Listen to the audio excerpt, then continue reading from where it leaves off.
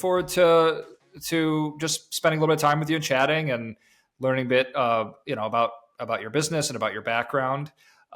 You were actually really great. I think when we first connected, you sort of helped me get in touch with some other folks in kind of like the FamTech world, people who are building, products and services and It solutions for seems like families. it was a good match. It seems like that's kind of the area that you're focusing on mostly. Is that right? Yeah, yeah. So I've been a little bit about my background. So I've been doing marketing consulting for a little over 6 years, and then before that was working on the agency side. So I've always worked with companies like across the board, and it was something that I loved about marketing is learning about all sorts of different companies and big, small, B2B, B2C, technology, old school companies. But then really in the last couple of weeks or months even, I've started narrowing my focus to a specific type of company that I want to work with. And a bunch of different forces kind of came together and kind of led me to, the family focused companies and FamTech. And so, yeah, and that's probably a good segue to Okay. kind of introduce you and talk a little bit about your company. So, Vescent is a online platform for young women and girls to really. And I have a lot of questions because there's a lot of different things you offer. I think it's sort of mental health literacy and coaching and connection, with peers, and probably a whole bunch more that I'm not even listing yet. Yeah. But before we get into into kind of the weeds of like everything that you do with this company, I'd love to hear just a little bit about the one step or two before launching this company and just kind of your background and sort of the path that led you to found Vescent. Sure. So I started my career right after college in technology. So my first job out of school was with what's the company's known as Accenture now. So big consulting firm. They were involved in a lot of strategic enterprise-wide technology solutions, and Mm-hmm.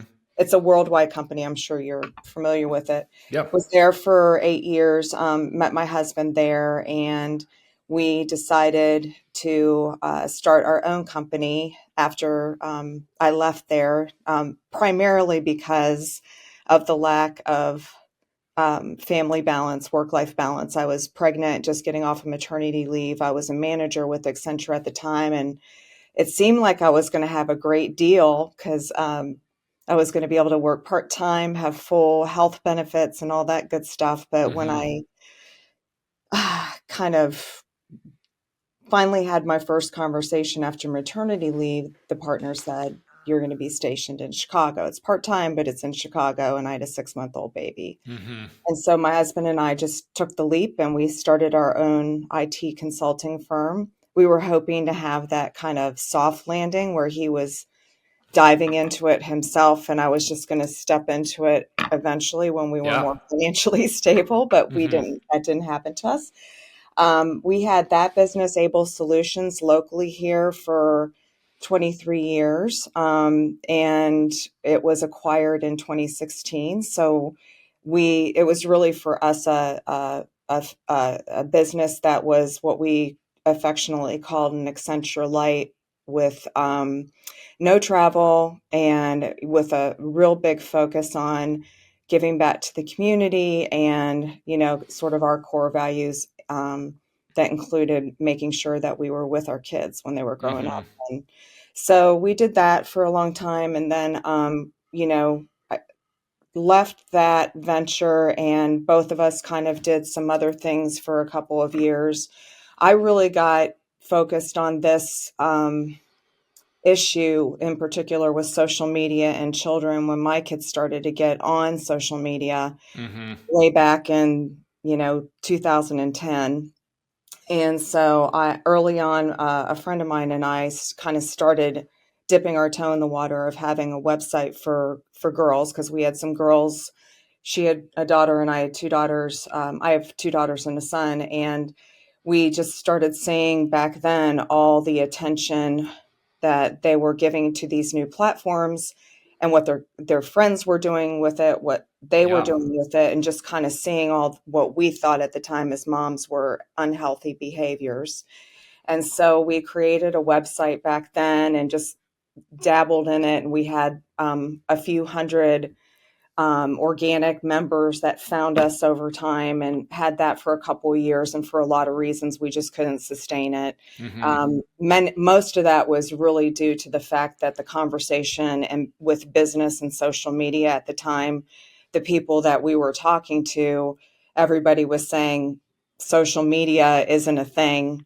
Yeah. Yeah, so Hmm. it was very early times for us. So Yeah. that venture was put to rest for about 11 years. And Hmm. in 2021, I was, frankly, it was still an LLC that I was, paying taxes on every year, very minimally, but Yeah. no transactions and all that. And I Hmm. was just looking at shutting it down. And then I just said, you know what? I bet you there's actually data out there to prove that it wasn't just a mom's gut Yeah. um, in all the issues. And I started doing a lot more research. And that's when I decided to restart the venture and bring up Vescent. Yeah. So, anyway, Yeah. So you said it was 20, you said it was 2010, right? yeah, When you first, originally. yeah. And I'm just curious, how old were your kids at that time when they were like starting So my to, oldest daughter was 14 at the time, so okay. she wanted to get on Facebook. Instagram wasn't even really a thing then, and Hmm. a couple years later, it was Instagram with my middle daughter. Yeah. Yeah, so it Yeah. was Because very I try to think back, because I feel like I'm very lucky. I think social media wasn't a thing. I mean, I think Facebook started when I was like just finishing up college. And yeah, so thank God. I think back of like, it would have been so different. Everything would have been different if, it was around when I was in like middle school, high school. It's really hard to even picture what that was like. And then over the years, as I'm sure you know, like social media has changed so much. So it's like it's kind of hard thinking back and remembering, okay, what did the social media landscape look like in 2010? Because if you were already noticing some of those dangers of social media back then, there probably weren't a ton of people beating that drum at the time, right? I mean, it no, I wasn't don't. like it is today.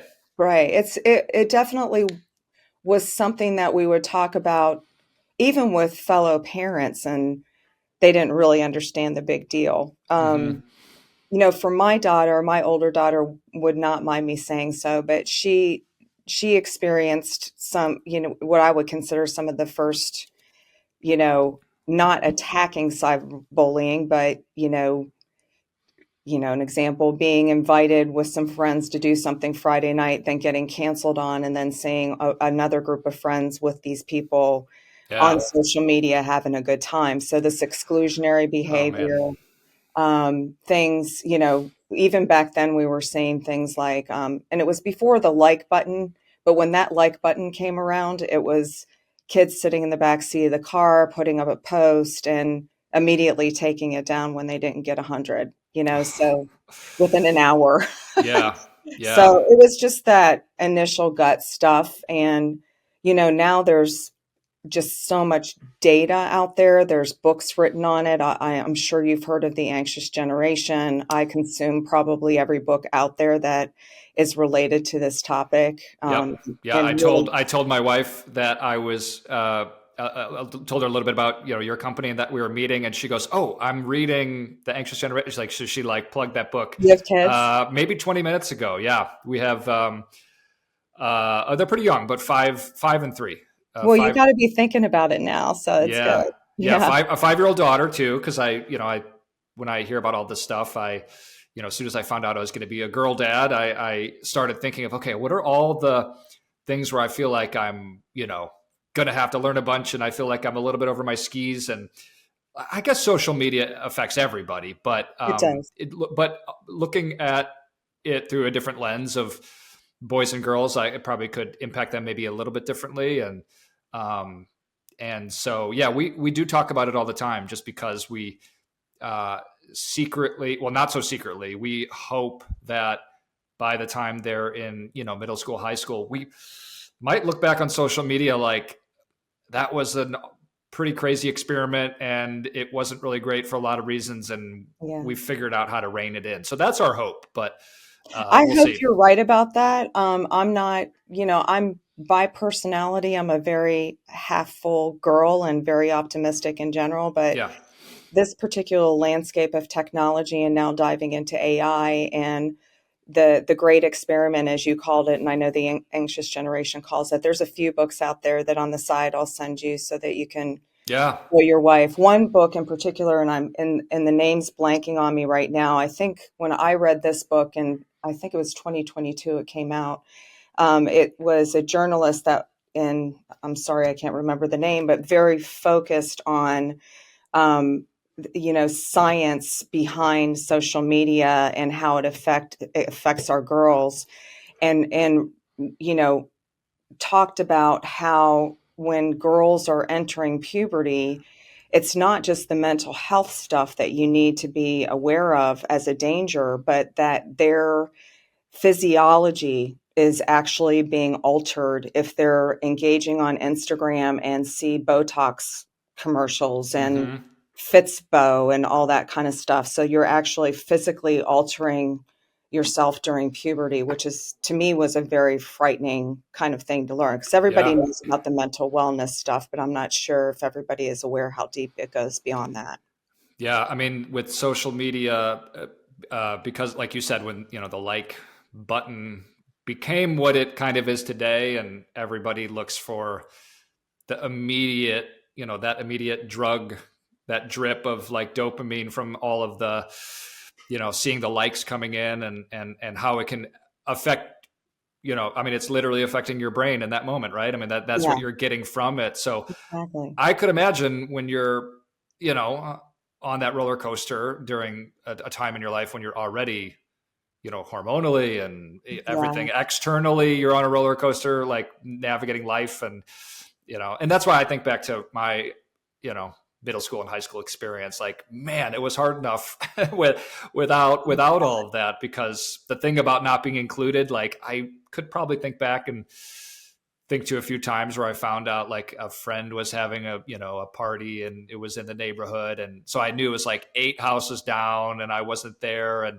it's like every kid, you're like, well, that sucks, but I kind of got over it pretty quickly. But if that's permanently recorded, Right. on your phone and that's got to be so tough when you said like kids are like they're almost their brain chemistry is being altered by it, which I don't think is too an extreme way of putting it. I think to some I degree don't that's true, either. right?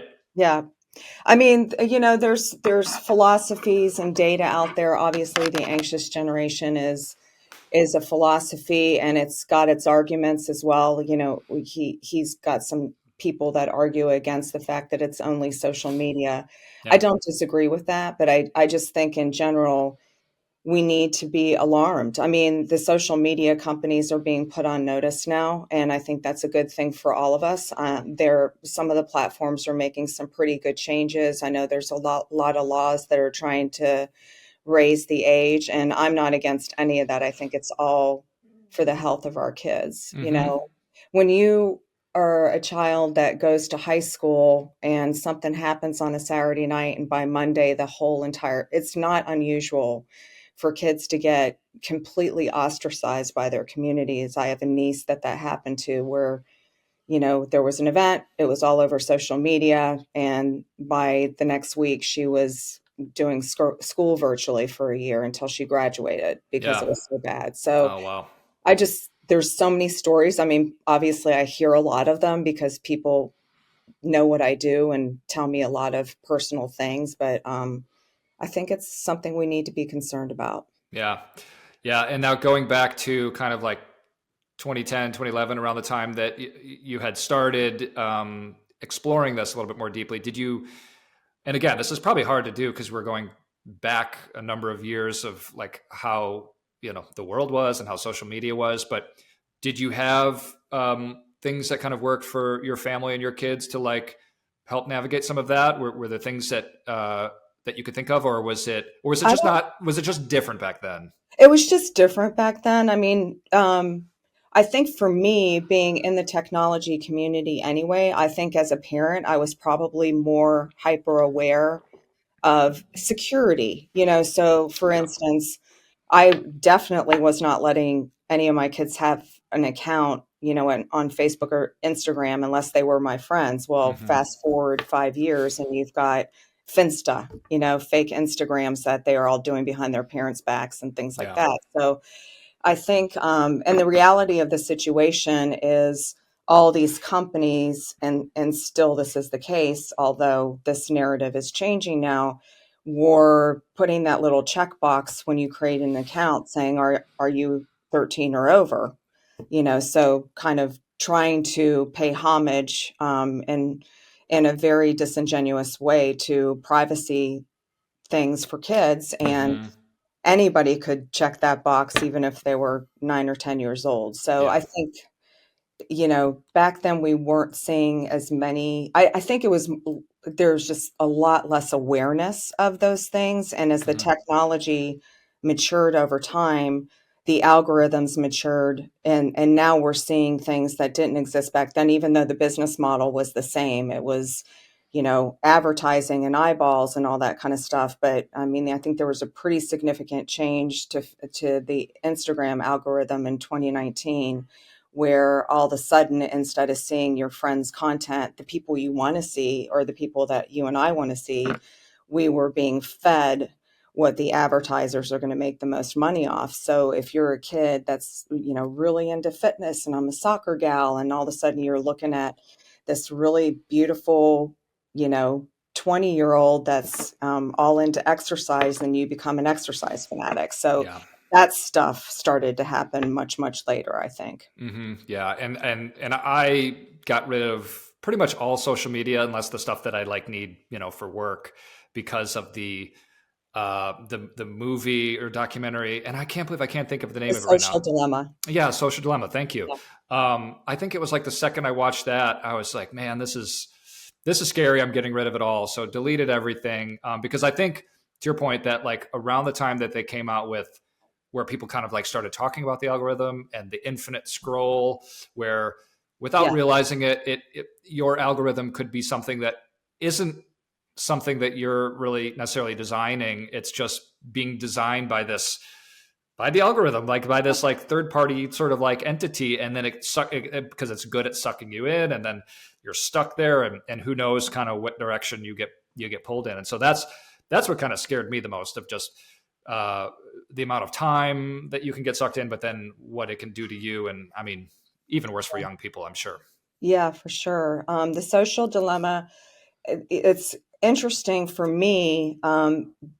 The organization behind that movie is called Center for Humane Technology, and it's an organization that I follow quite closely. And it's, in fact, the organization that really made me take up the mantle of this again. It was Mm. one of the first things that I found when I was doing my research. And it was a bunch of ex-business ethicists from Google and the Silicon Valley, Facebook, and all that had come together and said social media is causing societal harm, and it's our responsibility as technologists to raise the alarm bells and do something about it. So if you go look at their website, they have a ledger of harms, and their work in advocacy over the last few years, plus the movie that they did and all that kind of stuff, I think has brought a lot of attention to the subject, which Hmm. I applaud. Yeah. Yeah, and that's probably a good segue, getting us back like in your story and the part of your journey where you were discovering some of that stuff, and it sort of, probably that and other things too kind of brought you back into looking at what to do with this platform that you had created some time ago, and was just kind of sitting there. So what was kind of your thought process at that time of looking at it and seeing the potential of having to start it back up, or was it taking what you had done and slightly shifting it one way or the other? What was kind of the way you looked at it? Um, when we were looking at, business models at the very beginning, and then, it was dormant for all those years, I think the biggest question to me was, how can this be more? I really envision, just based on my value system, a social impact or social enterprise type of business. But and I'm very involved in the nonprofit community. I've sat on several boards. I just left as chair of the board for an advocacy organization here called Voices for Georgia's Children. But it was clear to me that I wanted a for-profit company, but wanted to find sort of a way to generate or earn income that was kind of the opposite of the business models that exist out there that are making billions of dollars for these other big companies. Mm-hmm. So, um, finding that balance at the beginning of trying to understand what that's going to be, that's probably been the most difficult challenge that I've had since I started this. But when I was thinking about it, after revisiting what we had done back then and what we were doing now, what we hadn't done is we hadn't thought about this kind of tiered approach to support for the teens, and then you know how can we create a model also that's infusing digital wellness concepts, but in sort of starting kids. I think our really sweet spot is like the 12 or 13-year-old, but right now I Mm-hmm. only support 13 and above because of the privacy laws. But just trying to figure out what methods of support we could provide on a platform that actually potentially move the needle for these young women to be able to get on these other platforms and maybe understand what they're seeing, what they're experiencing, just have a better sense of themselves, more self-esteem, more confidence, so that when they experience those things on social media, that maybe they're better equipped to handle it. So, but I don't know if that's kind of where you were going Mm-hmm. with that question or not. Yeah, I was mostly curious how much things had changed from call it version one that had been Yeah. working on years ago to ultimately what you sort of relaunched. How much of it was different or the same, and then but you kind of covered like what maybe led to some of the things that might be different, Yeah, and I and where think you took it. probably a really good way to talk about it is that we talked about having content and community at the beginning. Community is a really a hard thing to create. So I Mm-hmm. actually think that that comes last. I think that what I've found over the last couple of years is that there's three components that we've really invested ourselves in, and Mm-hmm.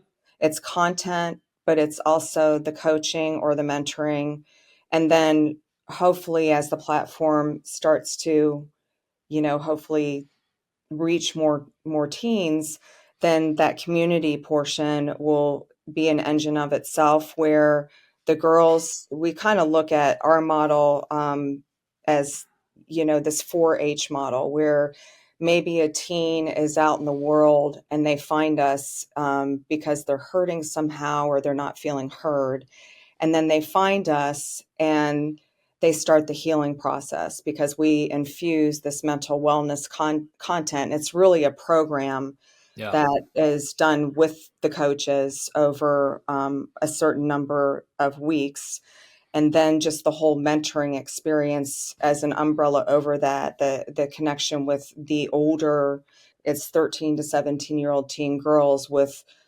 trained mentors that are college age female, primarily right now. Who those girls are psychology, Mm-hmm. social work, education majors that have an interest in this field of work anyway, but that relationship comes into play. So it's really three different components that we are really focused on now: the coaching, the content, and the community. Mm-hmm. Yeah.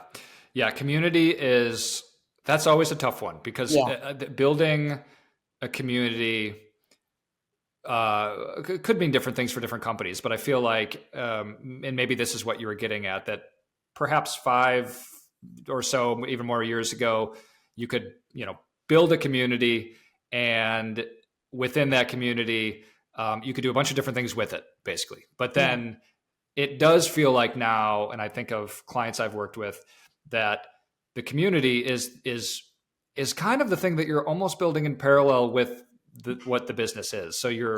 it's either a mission or a couple of other ways that you provide value. I think the content marketing, just being a marketing guy, and content marketing is just such a big umbrella. It covers so many different things. I always find that it doesn't matter if you're selling a product or a service or whatever, but doing all of the content marketing kind of just brings awareness to the thing that you're selling or the whatever you're providing for your audience. But at the same time, almost without realizing it, it's kind of a way of building community. And then before Yeah. you know it, you stick at it for long enough, and it's kind of like, okay, well, we kind of built this community like as we were building everything else. And then that's when it gets kind of interesting, because depending on why you might even want a community, Yeah. there's different ways to engage with people and provide value, and sometimes you don't even know, like, until you're done building it, how you're going to use it. So Exactly. um, I mean, if my hypothesis is correct, a couple years down the line, um, I personally, when a mentor applies to be a mentor on our platform, and obviously we're small still, so we have quite a few mentors, but not masses or anything. But they're invited to tell us stories on why they want to do this at all. mhm. And I think that their stories are relevant to the younger kids that are coming on. I think that, when we talk about this 4H model, the final H is that when they go through and they start not feeling hurt anymore, they're healing, they're feeling heard. My hope is that 13-year-old will turn into a 16-year-old that remains on the community and is now the one that's helping the 13-year-old. Yeah. So, like an evolution or a stepping stone to, young women and building this culture of Hmm. goodness, hopefully. So, Yeah, I was just going to ask you that, because I think when you're building a community or a product, and you've got a very specific target audience, and it's if it's based on people within a specific age bracket, just like with any business, your customers are going to age out of being in that age bracket that's eventually, right. right? And so if you're selling a product, oftentimes that person just kind of goes away, and maybe they're an advocate for the brand or the product or whatever. But it is interesting that exists, maybe for what you're building. But exactly what you just said was going to be my question: was, do you have the next sort of chapter for people, so that they get help and they navigate things, and they maybe even come back as mentors? Like, that makes total sense for me, and actually even elevates the credibility and the trust and the authenticity that you're not just getting help from a quote unquote random person. Like, you're getting help from a person who went through the same thing, and Yeah, and um exactly. and that to me makes a lot of sense, that would be maybe even part of the community aspect, but very much, like, obviously the coaching too. So Yeah, exactly. yeah. um and then when you were kind of re-looking at everything and figuring out how to relaunch this, or even after you sort of started bringing it back to life and thinking through the model, um and kind of looking at this as a for-profit business, but one that I think this is kind of what you were saying earlier, one that in many ways maybe operates like a nonprofit. It's very mission driven.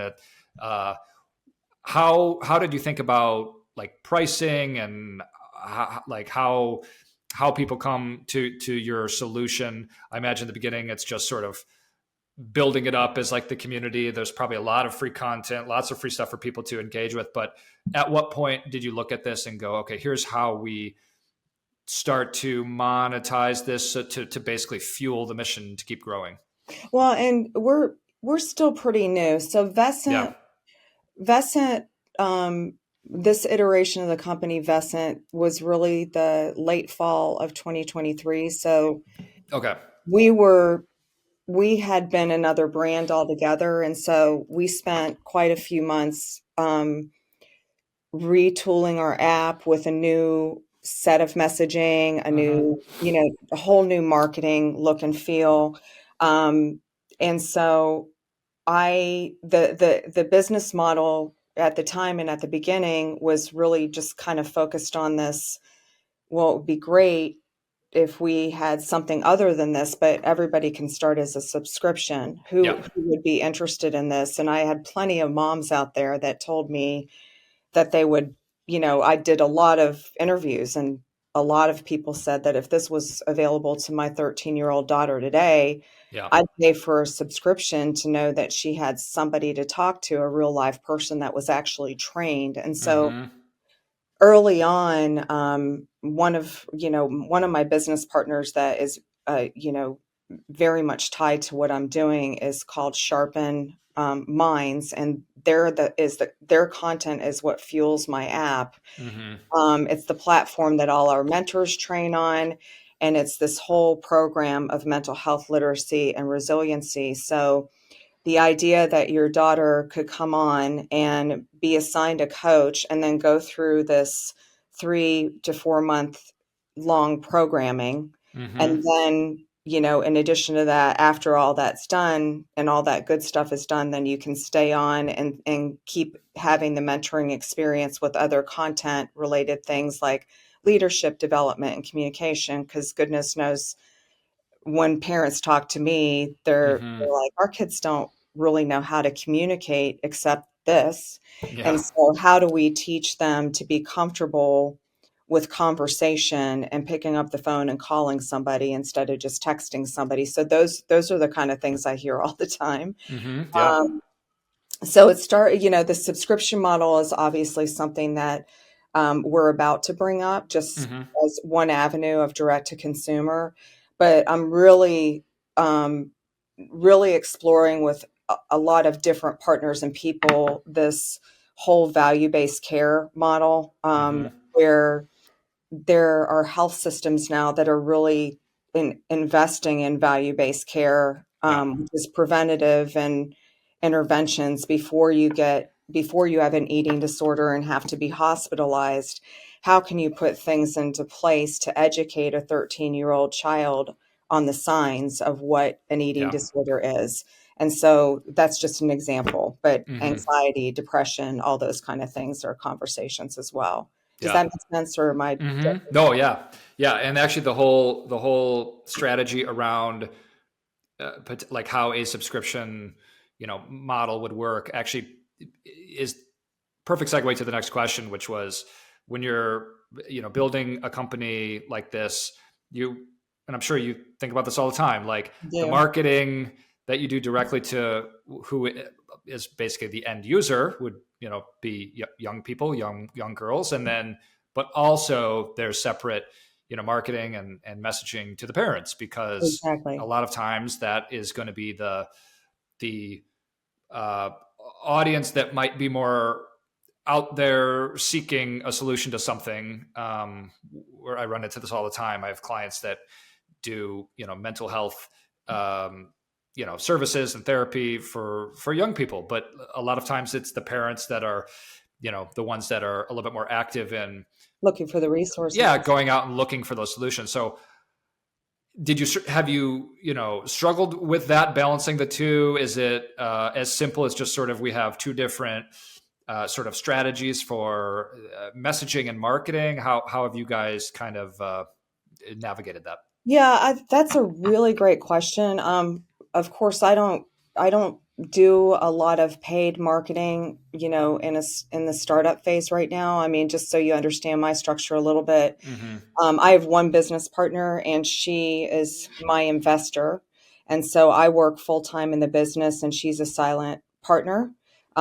So really, we're very conscious until we can actually get the data underneath some of the pilots that we're starting to do now to see, okay, a child comes on, we do all these things. We actually move the needle on how they feel emotionally or how Mm-hmm. this is making them feel. So we're trying to gather some evidence for, and then we hope to go out and do a raise, Mm-hmm. and to raise more capital, because what's really necessary for me to go to the next level is making sure I have the security in place to connect my primary customer, which is the teen. And Mm-hmm. so, content moderation, I want eyeballs on that. I want human eyes, but there's also a lot of AI content moderation that's out there that I'd like to, put within the app and those kind of things. So Mm-hmm. as we think about who our audience is, we have a lot of different personas. Another example, it's the moms. Yes. A year and a half ago, I would have told you that our whole Instagram feed, if we did a boost, it was to a 13 to 24-year-old age group. Well, Mm-hmm. you can't boost an Instagram post anymore to a 13-year-old. Mm. So, you know, we've been thinking a lot about our messaging just on Instagram and Facebook and what that needs to be. Yeah. Um, I've reached out to, mom Facebook groups are a big focus of mine right now to get that Mm-hmm. messaging out to mothers that we exist and ask for them and their feedback so that they can help us understand their needs as it relates to their child. Yeah. So, Yeah. No, that answers the question, because I think when any company is at that earlier stage, and I just had a conversation earlier today with another company that's like made it very clear, like, we don't, the marketing budget is like non-existent, which I heard in this other conversation, which it makes sense because it kind of has to be. But then my next question is, when you're sort of navigating that stage of the business, and in many ways, I think it's a good thing to not have just this pile of money over here to spend on Facebook ads, because that can oftentimes be just a fair amount of waste that goes into that you're not getting the full potential, the ROI right. of those marketing dollars. So when you're doing a little bit more scrappy marketing that is just, you're spending your time trying to connect with people and trying to learn from people and testing different messaging or different channels. I think that's when, the stuff that you're learning from that is going to be so much more helpful once you get to the stage where you can, start Yeah. to have that marketing budget. Like you said, if you're to raise money and you say, all right, we learned a ton doing our kind of early days scrappy marketing, and here's all the stuff we learned and how the money that we could, eventually get could help you achieve those goals. So that makes total sense. Well, Um, and for me right now, I'm very focused on, because I'm trying to do these pilots. So, for example, I'm meeting with a local athletic association this week. I'm meeting with a religious organization this week to run a pilot. I just ran a pilot with a private school here that I'm hoping to re-engage with in the fall.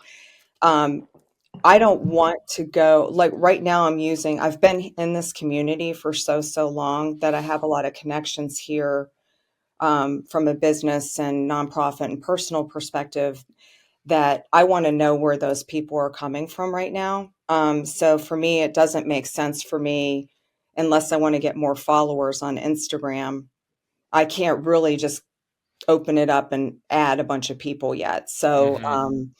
having this very kind of slow start and really being intentional about not opening it up to the world Yeah. until, a while from now. I think when you talk about, testing messages and A/B testing for the marketing world, for me, given my technology background, obviously, I really want to get to a point where I have the ability to really be smart about that when I'm ready to do it, Hmm. and Yeah. really invest in it in the correct way. Yeah. So, Yeah, and I think the third, I was going to mention this earlier, the third, I think, kind of like category is if you're creating content or marketing, for the end user, for parents.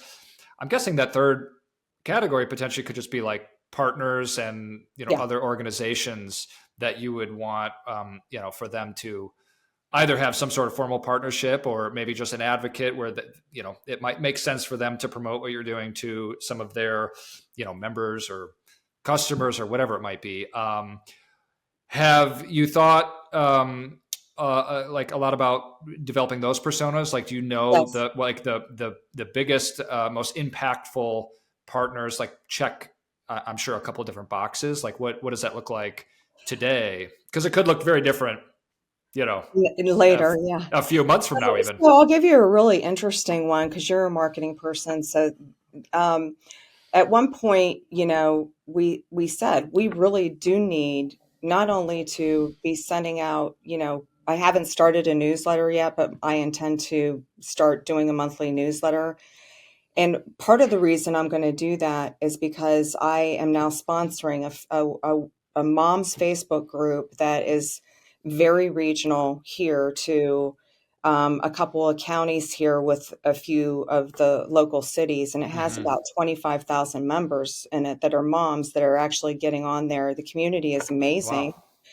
And they've developed this community of trust. And it really is, I think, coming back to this idea of community, the administrators that kind of police this group Hmm. to make sure that every post it goes through them, so nothing Hmm. just gets posted willy nilly. The language and the rules of the community are very, very strict, and they just won't allow you to go outside the guidelines. And what Hmm. that's turned into is a place where moms with kids of all ages are going out and asking questions and advice on things, from where do I get my 13-year-old a pair of tennis shoes that they're going to like to, Hmm. wow, my child has this very real issue and I'm looking for somebody that can help with this very real issue. So I am investing on sponsoring on that because I feel like that's the audience that I want to talk to. Yeah. And when I'm able to open it up to that audience, I want them to know when I'm ready. And Hmm. because they've reached out to me, oh, I want my 13-year-old on this, so Hmm. I know that there's a desire out there to have it. And I Yeah. also, as a scrappy founder, I use interns from the University of Georgia. The Grady School of Business has a terrific marketing department, and they've been running my social media accounts. Mm. So you just look for these different ways to kind of Yeah. we post all the time on Instagram and TikTok and Facebook.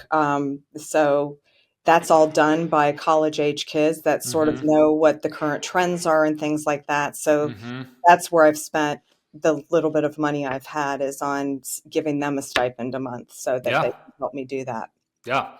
Yeah. No, I mean, that's smart. There's, I'm trying to remember the name of the organization, but it's here in Chicago where I live. One of the universities, I think it's DePaul or Loyola. I can't remember where it is, but they have like a student-run like marketing agency, and so Yeah. it's for the marketing students. They teach them, how to build an agency and how to, you know, uh, manage all the different functions within an agency, and so they do real client work and companies can apply, and so that's really smart. I tell clients all the time, like, if there are those kind of opportunities available when you're starting out, like, why not take advantage? Um, and yeah, it's a great way to kind of free up time. And Yeah. The Bulldogs have that too. So, yeah.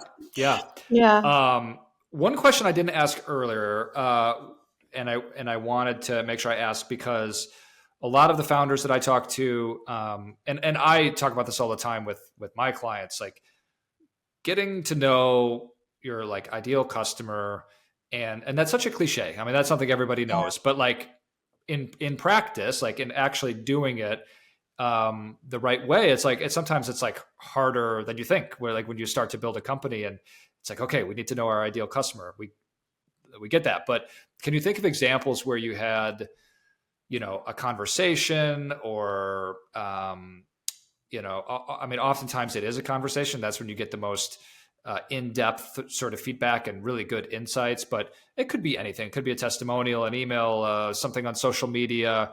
Can you think of an example where you heard something from either a parent or a teen, and it just either gave you a lot of confidence that's like, okay, what we're doing is right because of Mhm. what we're hearing, or maybe you heard something and said, okay, so maybe there's like a small adjustment we could make, or a small pivot, or some feature that we could add because of what you got from them. Because I think that's really an example of like having dialogue and learning your customer. Can you think of any specific examples that come to mind? Yeah, so it's really, really important for me. So we developed the MVP, and it's obviously, a piece of technology that, right now works really well. It's very minimalistic. When you're talking about a teen audience, these kids are really used to some high tech stuff now, so it's really hard to compete for what they're looking for with what I have. So we just went through this pilot with the school, and we got some phenomenal feedback, specifically around the app features and what wasn't working so well for them. Hmm. They wanted more notifications. Well, in my world and in my mind, I want less, of Yeah. pushing and pushing and pushing at them, but if it's pushing the right things. And so we're kind of going through that conversation with them because we're asking them to help us drive those decisions. What are the kind of things you want to see? Well, I really want to know when my mentor's online because I want to know so that I can jump on and maybe engage with them in a chat or Hmm. something like that. That's a small example. I'd say one of the biggest things I hear from a lot of different people is, what kind of mentor they want. So if you have learned experiences in your life, for example, and I'm just going to throw this out as a foster child, your learned experience and what you want from a mentor or from an experience online, you want them to be able to relate to what your lived experience is. So that is something that we're constantly discovering is actually a big deal for us. So right Hmm. now we really appeal to all teens, but I think at some point in time we're going to have to get granular in making sure that we match the right child with the right mentor in an environment where the mentor actually understands their lived world. So I, Hmm. I don't know if that makes sense and Hmm. helps with that Yeah. question, but we do hear that a lot. Yeah, and that goes right into my next question around um, the things that you're most excited about right now. It could be something new you're working on, or even looking down the road and kind of seeing all the potential of different places that you can take this. What are the things that just kind of get you the most excited right now? I have to say it's really nice, when the platform was ready in April and we landed this partnership with this school, having a group of kids get on the app and actually go through the surveys and the questions and the focus groups and give us the feedback. And then, from the mentor and the teen side, to your point, hearing some of the testimonials that validate that these kids are really hungry for this, Hmm. this connection, this authentic connection that they might not be feeling somewhere else. So Yeah. one of the things the pilot did for us, besides exposing, the things that we need to do to the app, Hmm. was really this emotional side of letting us know in some of these testimonials that, we had a mentor, for example, that went AWOL during the pilot. She was Mm. assigned three girls. She didn't show up. So that flagged something in our processes with the mentors that we needed to change and Hmm. be aware of. But on the opposite end, the feedback that we had from the girls that actually were paired with somebody and had an opportunity to make an initial connection, and we didn't even really go through that 3-month period of content. This was a Hmm. very short little pilot, so Yeah. we don't even know about that impact yet. So just hearing them be so positive just about that interaction with the mentor is what really makes me excited. And Hmm. I think I get really excited also when I read these applications from the mentors that they're committing to go through 5 hours of training on this platform on mental health literacy. They're committing Hmm. to go through a mentor training. They're committed to going through mandatory reporter training. And the reasons why they're doing that is I have a little sister and I really wish she had, I'm at college now and I really wish she had a place she could go, or I wish I had this when I was, young myself. Those Hmm. kind of stories really drive me. Yeah. Yeah. And I can speak from experience working like with startups and working on even startups of my own where I'm more, deeply involved with them. I think you get kind of used to all the challenges because they come up every day and the problems, and you get feedback that's less than ideal, that's like, okay, we're going to take that and work with it and fix it. But then when those like really positive moments come, and it could be as simple as like a phone call with somebody who just totally gets what you're doing, like, Yeah. I mean that's kind of small, like, but that has a big impact of just getting you excited and kind of like reminding you like, okay, all right, I think we're on the right track because we're having Yeah. these smaller moments that tend to stick out a little bit more to kind of keep you going, keep the momentum, keep the energy, because without that it's pretty draining, It is. right? I mean, you've been a part of several startups. I mean, uh, can you give, like, if you could just give advice to somebody? I know it's like you said, it's still pretty early with Vescent, and there's a lot you're still building. But even with your other experience before that, what kind of advice would you give people who are looking to build a company or build something of their own? I think personally, I think I started this podcast to kind of connect with founders across all sorts of different industries. But like I mentioned before, I sort of kept focusing back on mission driven companies that work with families and very family focused. So I guess if there's anybody specifically in that space or that area, um, what kind of advice would you give them based on your experience? I, I, I think that there's a lot of answers to that based on being in a startup that is a social impact startup is a completely different thing than being in something that I'm not saying you're not passionate about a model that's not a social impact business, but is truly just a business to business revenue generating, solving a business problem type of business. Hmm. There's for me, it's a very big difference because that's what we had when we had our company, right? We Yeah. had a technology company. We were providing solutions to companies to help them with their technology needs. This to me feels different. I think the passion factor, if you don't have that on something that's this complicated, um, if you don't have that and you don't have the staying power to because you're not in love with it, Hmm. and I think it's really hard. It's just a hard journey. You're alone a lot. You have, like you said, more problems than you do good news. Hmm. One of the things that I just am am so excited about is I have so many moms reaching out to me, and I have this one mom that left a job, and she has a 9-year-old daughter, and she's now volunteering. She's a product coach. She's a product expert. So now she's volunteering to dive into all the data and the focus groups to try to help me come up with those user stories and figure out where we're going to go next with the product. She's Hmm. volunteering her time. Yeah. The woman that's my partner now in business, she has 3 daughters, and she's my first angel investor. It was bootstrapped before that. So that is a wonderful story. So those kind of things, having one little thing like that along the way kind of keeps you going when there's a lot of those negative things or lonely things going on from a day-to-day basis, or the Hmm. testimonials, right?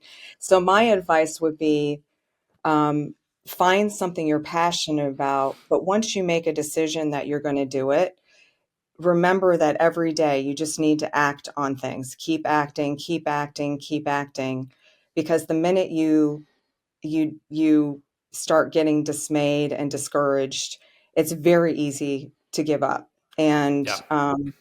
I just think you have to have tenacity. Hmm. That's Yeah. it. Yeah. It's good advice. This is totally different, but along the same kind of theme. With this podcast, I've been thinking about doing a podcast forever. Felt like, everybody has a podcast. Like, no, nobody needs another marketing podcast. And so I said, I'm just going to do it. And then once I started again, like focusing it more on a specific industry and learning and having, good conversations and, just connecting with the people that I talk with, I sort of had a better answer for people of why I was doing it is because, yeah, it's a lot of time. And if nothing ever came of it, and I'm not trying to build a podcast that's going to be generating tons of money or anything like that, but if it's genuinely just something that I could do because I enjoy doing it and I'm passionate about it, and it helps me connect with people for to do more of the consulting work that I'm passionate about doing, then that would kind of make it all worth it. I think it's the same for starting a business. Like it's a long journey, it's a long road, it's a lot of work.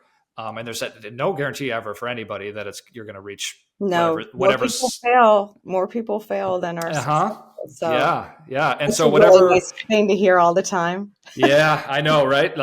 So whatever success metric that you do have,